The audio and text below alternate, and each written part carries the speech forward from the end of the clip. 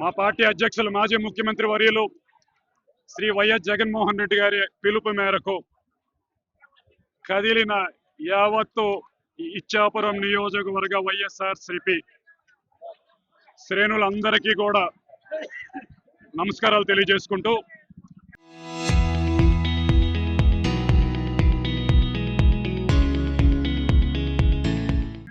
ఈ రాష్ట్రంలో సరిగ్గా 2 సంవత్సరాల క్రితం ప్రజామోదం లేకుండా మిషన్లు మేనేజ్ చేసి అబద్ధపు హామీలతో ఒక ప్రభుత్వం అధికారంలోకి వచ్చింది.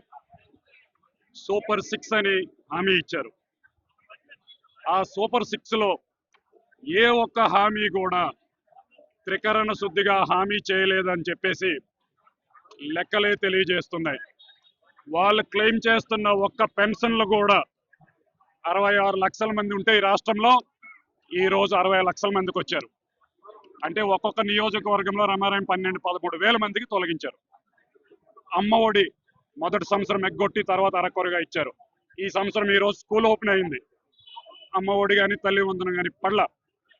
రైతులకి రైతు భరోసా కేంద్రాలు నిర్వీర్యం చేసి ఎరువులు లేవు, విత్తనాలు లేవు, ఇన్సూరెన్స్ లేదు. యువకులకి ఉద్యోగాలు అన్నారు, ఉద్యోగాలు లేవు, నిరుద్యోగ భృతి 3000 లేదు.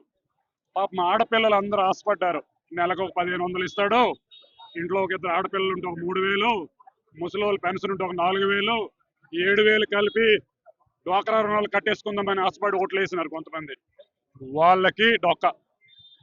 ఇలా తీసుకుంటే ప్రతి వర్గానికి మోసం చేసి 2 సంవత్సరాలు సక్సెస్ఫుల్ గా మోసం చేయగలిగారు. ఇకపైన మీ మోసపు ఆటలు సాగవని తెలియజేయడానికి నిదర్శనమే ఈరోజు ఇంతమంది కార్యకర్తలు నిర్భయంగా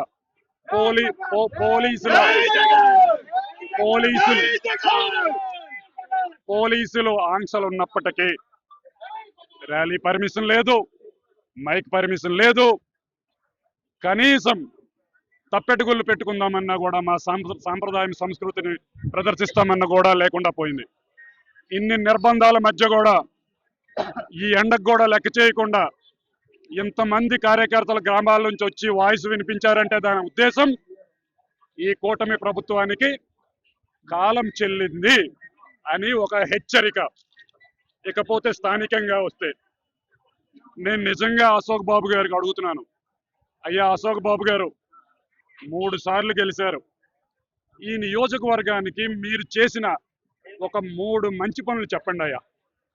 ఇటు చూస్తే బ్రిడ్జ్, అటు చూస్తే గ్రోయన్స్ లిఫ్ట్ ఇరిగేషన్స్, అటు చూస్తే బారవ హాస్పిటల్, అటు చూస్తే సోంపేట రోడ్డు, అటు చూస్తే నీ సొంత మండలం కవిటిలో డిగ్రీ కాలేజు. ఎటు చూసినా నీ యొక్క చేతగానితనం ప్రస్ఫుటంగా కనిపిస్తుంది.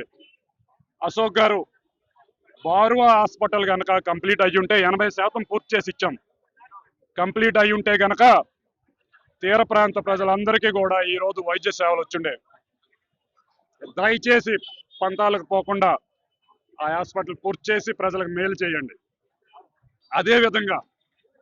అదేవిధంగా మీకున్న 3 సంవత్సరాల పదవి కాలం ప్రజలకు ఉపయోగపడే విధంగా చేయాలని కోరుకుంటూ, ఒకవేళ ఇప్పటికే యువకులు గమనించారు, ఈ నియోజకవర్గంలో రమారమి 130,000 మంది యువకులు ఉన్నారు. వీళ్ళందరూ మీ చేతకాని ధనాన్ని వివిధ వేదికల మీద ఇప్పటికే ప్రశ్నిస్తున్నారు. All of these become a cockroach.